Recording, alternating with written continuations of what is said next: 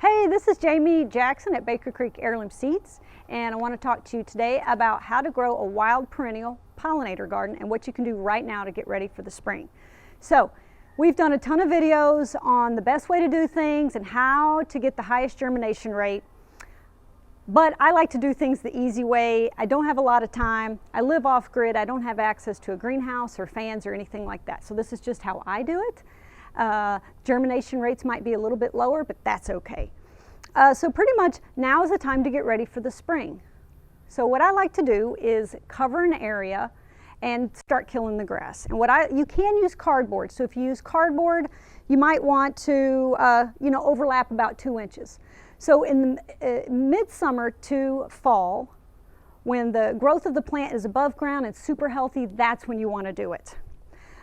So you can use cardboard. I really like to use the used UV resistant billboard tarps. They're huge, they're massive, they're super heavy. You don't have to weigh them down a lot. And when you get done, you can share them with your neighbors. My neighbors and we like to share the tarp.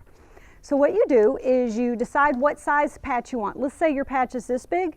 You cut it in half and you're going to do half a patch at a time. The good thing about the UV tarps, if you use that black plastic, you pretty much get 1 or 2 seasons out of it, and the sun turns it just crumbles it, and it makes a huge mess. The billboard tarps don't do that, and you don't have to cover it up too much. So you cover it up, and then you peek every couple weeks to see what it's looking like underneath, and as soon as it's dead and brown, then you, with a little bit of help, slide it over to the other half. So the energy of the plants, you've killed some of the weeds, and the energy of some of the stronger plants, like say the frostweed and the Johnson grass, so the energy of the plant goes down into the roots. So then you cover up the next patch. Check on that for a while. See how that's looking. This side should stay nice and brown, and then the stronger plants are going to start regrowing. They're going to send their energy back up because you're still in the summertime. So then you peek at the other area. You peek under there, and as soon as that's nice and dead, you move it back over. So what you're doing is you're exhausting some of your stronger plants. The energy of the plant is above ground, below ground, above ground, below ground, and you're just wearing it out. So at some point, once the plants are dead, once the weeds are dead or the plants you don't want are dead, the roots are going to let go of the soil. And so what you're trying to do is time this so that when the winter comes, the roots are dead and have let go of the soil, and then you'll get a nice, beautiful, fluffy frost heave if you're up north. So most of the plants a lot of the plants that the pollinators like are the medicinal herbs. Those are also pioneer plants. Pioneer plants like to go in, cover the soil. They have strong tap roots, and if you have good gardens, you're really a microbe farmer. So what you're trying to do, the pioneer plants are going in, covering the soil, protecting your microbes, and they also provide overwintering for the pollinators, beautiful flowers for the pollinators, and awesome herbs for you to use at home. So at this point, you've slid your tarp over a few times. Most of the stuff is dead. You've got a nice, beautiful fluffy frost heave. Watch the weather, and if you're going to get a good snow or a nice rain, go ahead and pick the tarp up. Get the cardboard picked up. Let it rain, let the soil get nice and wet, and this is very technical. Then you throw the seeds out like this or like this. You just throw it out there. And may the odds be ever in your favor. So it's not the most technical way to do it, but it's how nature does it. Nature produces a seed in the fall, it falls on the ground, it rains, they go through a cold stratification, and then come in the spring, March or April or May, the seeds germinate, and then you have a beautiful pollinator garden. Once you've got your area covered, go ahead and get straw bales and lay them near where you're going to put your pollinator garden. Bust them open, let them get rained on, let the seeds germinate, let the chickens scratch them up. Then after you throw your seeds out, you'll have straw where the weed seeds have already been germinated, and you can just dust it on top of the area that you've thrown the seed out. If you have chickens, they're going to want to scratch it. So what I like to do is just cover it with a little bit of chicken wire, put a few rocks down until the plants germinate. But you're going to want to get that up fast when the plants are little, because once those plants grow, the chicken wire permanently becomes attached to it, and then it's going to really make it difficult.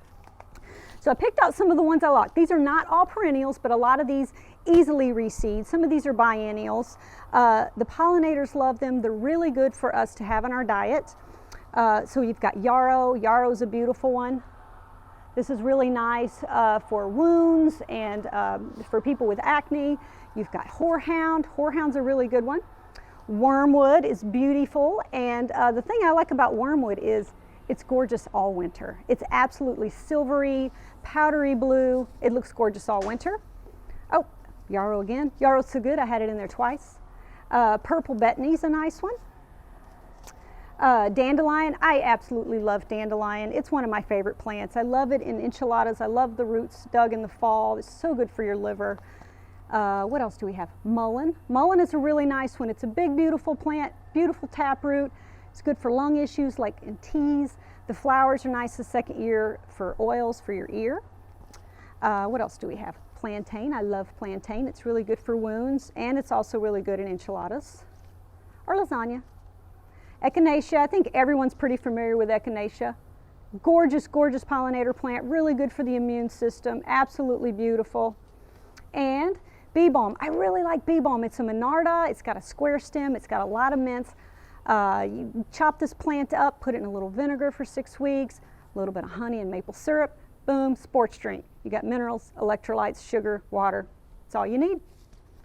And Motherwort, really good for pollinators. It's a super digestive bitter. I really love this plant. What else do I have here? And Elecampane or horseheel. So these are some of the plants you can use. If you like, comment, and share on this video, you get this whole pack that I've got in my hands. And you know, even if you don't throw seeds out, even if you just cover and kill some grass, you would be surprised at the seed bank that is already in your soil that's just waiting to come up. Also, usually for those areas, for the pollinator areas, I don't mow it. I like to cut with a scythe in the early morning. Every 2 to 3 years, you get the saplings out, cut by hand. You'll find little like praying mantis egg sacs and things like that. So happy pollinator garden, and like, comment, and share this video. Thank you.